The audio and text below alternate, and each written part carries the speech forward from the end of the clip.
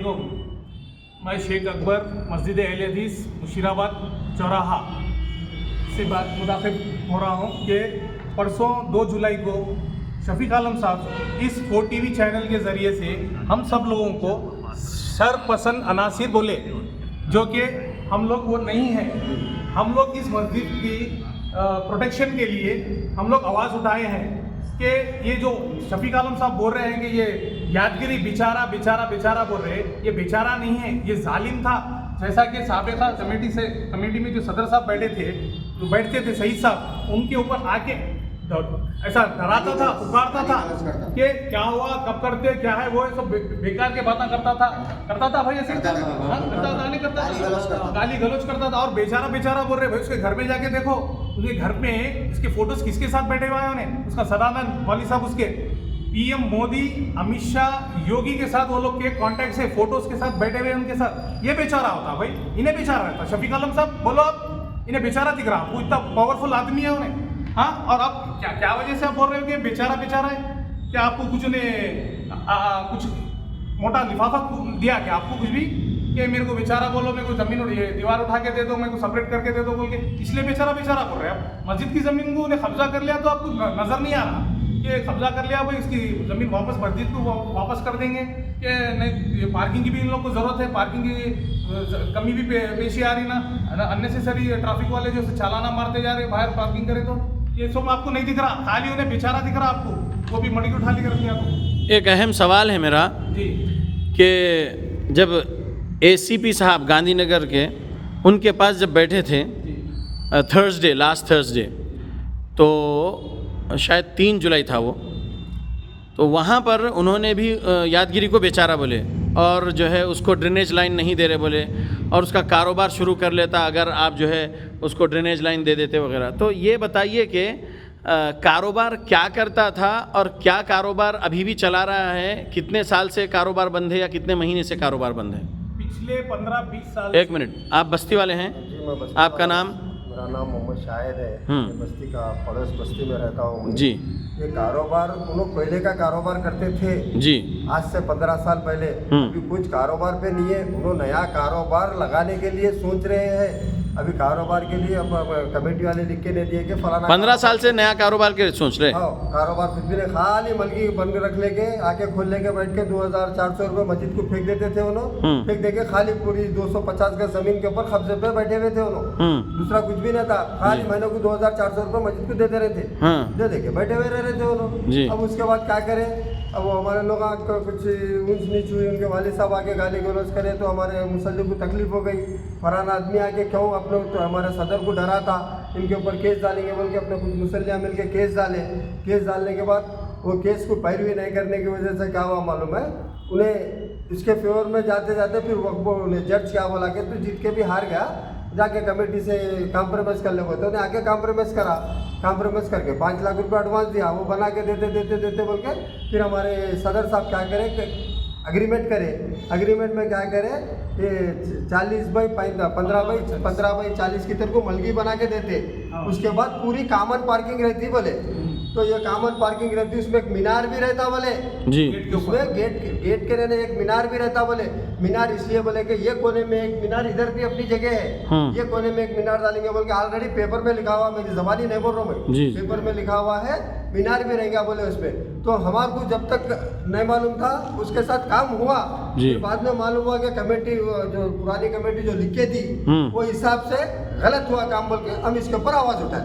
जी, अच्छा, आप कोर्ट की डेट्स में जाया करते थे बोल कैसा मालूम है आजम भाई? हाँ, हम जाते थे, लेकिन हमारे को क्या है मालूम है, जज ने जाने नहीं दिया हमारे। बहरहाल ठीक है, जाना आना वापस खा लिया हमारा। खलील भाई आप कुछ बोलेंगे इसमें, इस किराएदार के बारे में?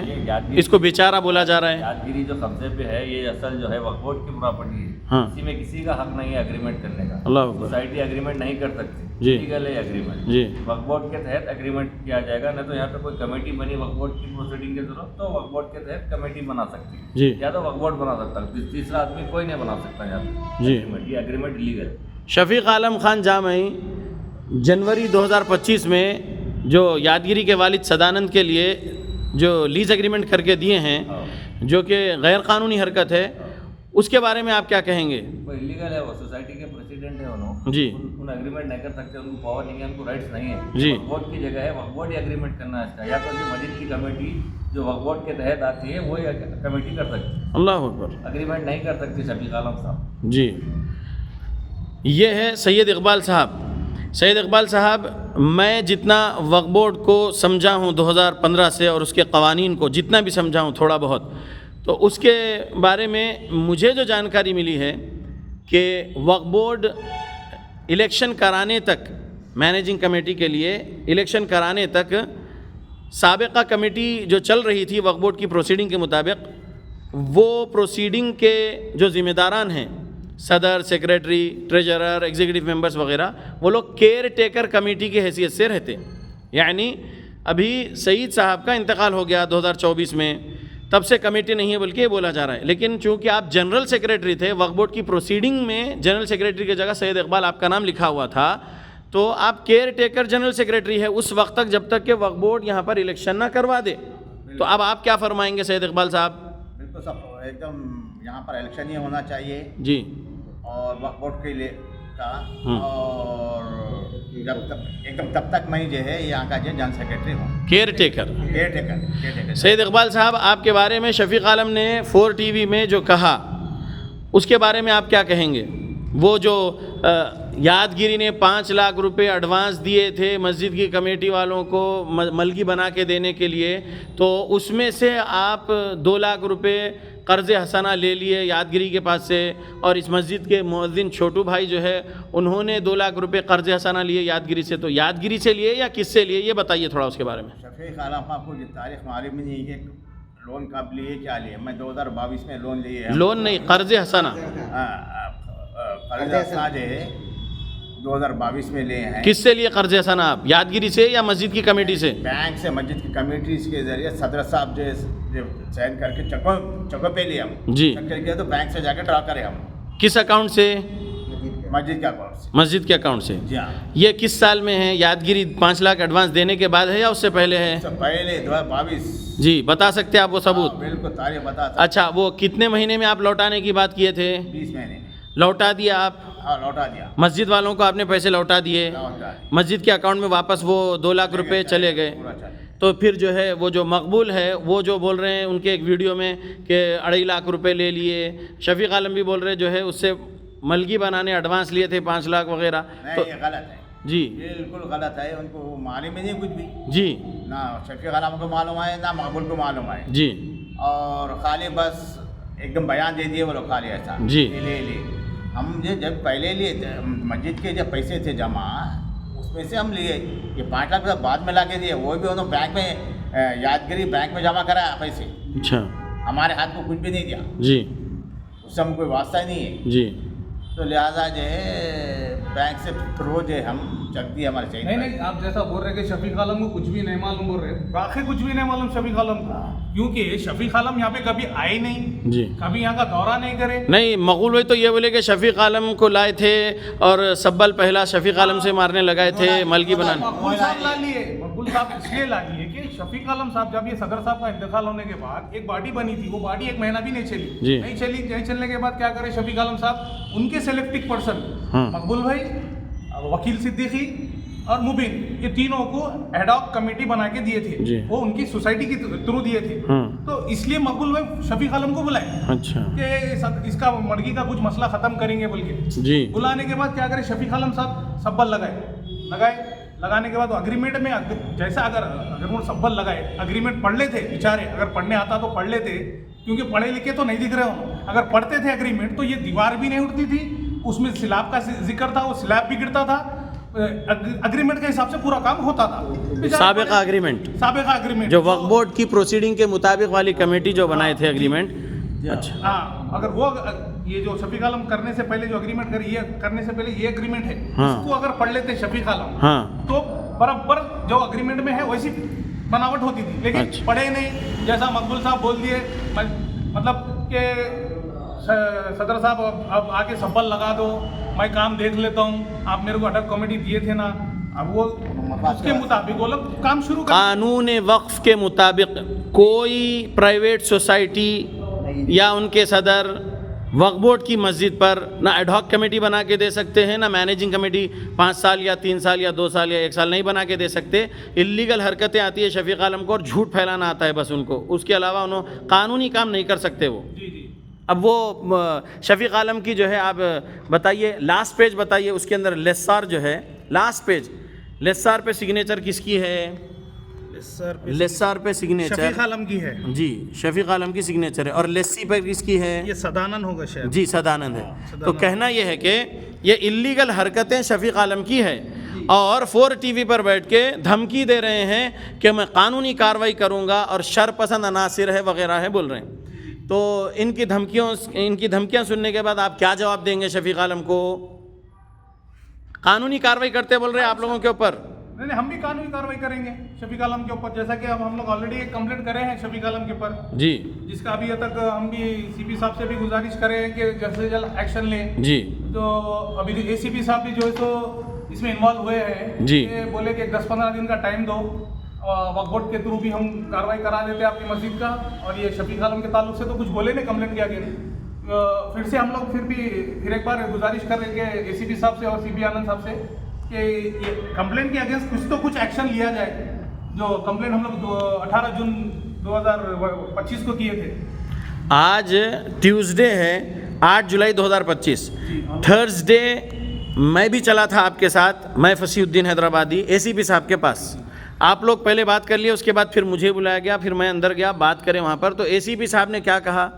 एसीपी साहब ने कहा कि मैं एक ऑफिशियल लेटर लिखूंगा सीईओ वक्फ बोर्ड और चेयरमैन वक्फ बोर्ड के नाम के मुशीराबाद की क्रॉस रोड की जामा मस्जिद अहले हदीस ये जो है इसके लिए जल्द से जल्द इलेक्शन कराया जाए ताकि मैनेजिंग कमेटी बन जाए। तो उसके बाद फिर आप लोगों को पुलिस वाले बुलाए क्या? हाँ, कल बुलाए थे। कल एसएचओ का फोन आया था कल जी, मगरिब से पहले आया था। जी, तो मगरिब के बाद गए थे जी। तो वही बुला के पूछ रहे थे कि क्या कैसा चल रहा है, क्या है क्या बोले। तो हम लोग सब ठीक है सर जी, जुमा भी आराम से अल्हम्दुलिल्लाह पीसफुली गया है जी। उसके बाद तो और कुछ भी नहीं है जी। बस हम लोग वेट कर रहे हैं वक्फ बोर्ड से। लेटर लिख के भेजिए बोल के बोले सर। लेटर एसीपी साहब लेटर लिखकर भेज दिए बोले? सर लेटर लिख के भेज दिए। किसको लेटर लिखे? वक्फ बोर्ड। अच्छा बोर्ड को लेटर लिख दिए बोल के बोल दिए जी। जल्द से जल्द होता है। 18 जून 2025 को जो आप मुसल्लियों ने कंप्लेंट दिए थे शफीक आलम के गैर कानूनी काम के ख़िलाफ़ में, जो उन्होंने वक्फ कानून का वायलेशन किए थे, उस कंप्लेंट पर एफआईआर के बारे में क्या बोले एसएचओ साहब? एफआईआर करते बोले नहीं करते बोले? नहीं, कुछ नहीं बोले उसके बारे में, उसके ताल्लुक से कुछ और बात ही नहीं कर तो रहे। फिर अब आप लोग जो है commissioner of police CV Anand sir के पास जाना चाहिए। इंशाल्लाह हम वही करेंगे जी। अगली मुलाकात सीपी साहब से ही करेंगे हम जी। कंप्लेंट के रिलेटेड।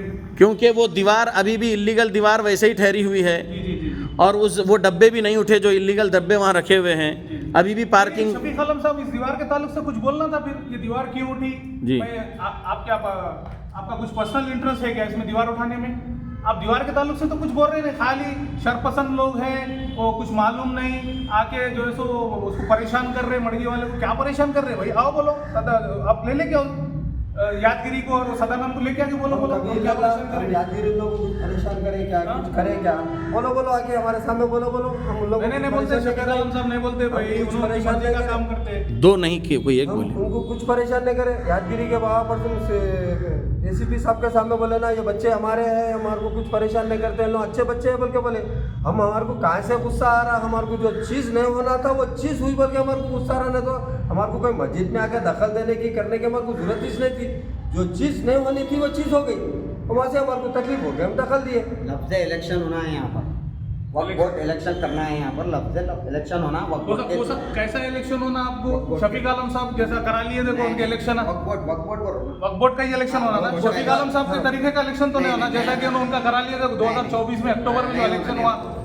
इलेक्शन जो हुआ अक्टूबर में, शफीक आलम साहब यहाँ पे अमरनगर मस्जिद के वहाँ पे भी रुकनी शादी नहीं हुई, चिलगलगुड़ा में भी रुकनी शादी नहीं हुई, मस्जिद चौरा में भी नहीं हुई, नाचारम में भी नहीं हुई, और एक कोसी मस्जिद है जी वो अडिगमेट में भी।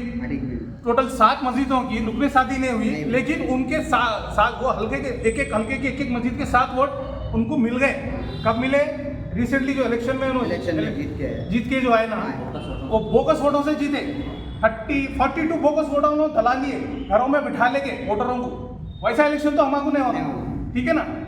बिल्कुल वैसा इलेक्शन हमारा जो इलेक्शन होना वो वोट आप ये जो जुमला बोले घरों में बिठा के, उसकी तफसील मैं अगर मुख्तसर में ऐड कर दूं, जी घर में बिठाकर हलके के ज़िम्मेदार बना दिए आसिफ उमरी, शफीक आलम वगैरह लोग आकर, मसलन चिलकल गुड़े का ही ले लीजिए, तो उनके दस्तूर असासी को ही वो लोग नहीं फॉलो करें जो मरकज़ी जमीयत अहले हदीस हिंद का दस्तूर असासी उनको फॉलो करना चाहिए। उनके ये ज़िले जमीयत अहले हदीस हैदराबाद का जो इलेक्शन था, तो हलके के ज़िम्मेदारान जाके वोट डालना है, एक एक हलके से 7 लोग। तो चिलकल उड़े का तो इलेक्शन हुआ नहीं, बोनाफाइड मेंबरशिप ड्राइव चलाए नहीं। अब वहाँ पर 7 लोगों को बंद कमरे में बिठाकर जो है चिलकल गुड़े के ये 7 ज़िम्मेदार है हलका जमीयत अहले हदीस चिलकल गुड़ा नाम से। इस तरीके से ऐसे कई हलकों में रुकनियत साजी नहीं हुई, यानी बोनाफाइड मेंबरशिप ड्राइव नहीं हुई, उसके बाद वहाँ का हलके का इलेक्शन नहीं हुआ, बंद कमरों में बनाकर जो है अपने अपने 7 वोटर बना दिए और फिर 13 अक्टूबर 2024 को इलेक्शन करके हराम वोटर्स के ज़रिए से वोट डलाकर, क्योंकि वो हलाल के वोटर्स तो नहीं थे ना।